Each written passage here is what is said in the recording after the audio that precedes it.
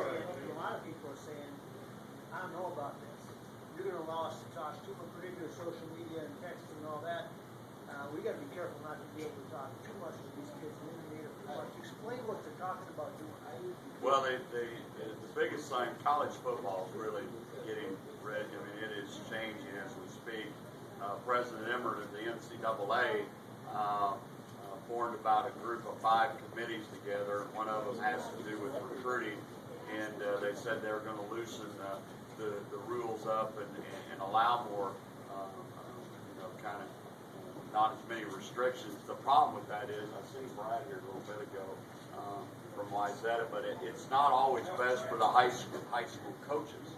And it was going to allow you to start going out in juniors and seeing juniors and even sophomores and being able to communicate.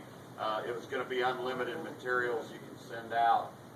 You're going to have unlimited people that you have involved in recruiting. You could have 10 people on the road, and then you could have 10 assistants that assist them back at your office, and they're texting and social media, kids Facebooking them.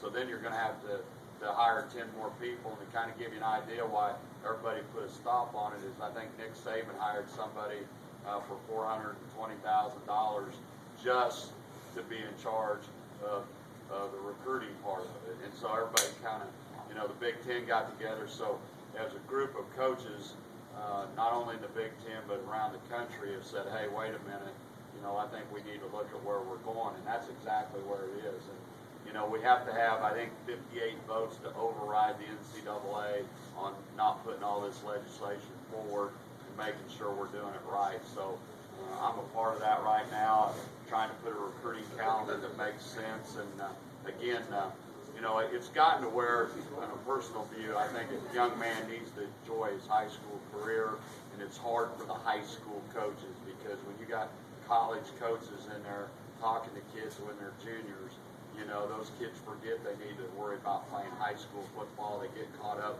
in the social media, and then the high school coaches losing contact with those kids. And so, from my perspective, being an old high school coach, I don't think that's the best route to go. And I think, really most of the college coaches surprisingly agree, because the other part of it is Steve Spurrier, the old ball coach in South Carolina, says, hey, I'd like to play golf or have a life. Every once in a while, he said, I'd like to see us have a dead period when we actually don't have to be doing that. So there's a lot of changes in the Big Ten with Maryland and Rutgers coming in. There's a lot of rumors going around right now. I heard today that the Big Ten's talking to 2 or 3 other schools. So it's going to be interesting what happens. That's a good question, because as they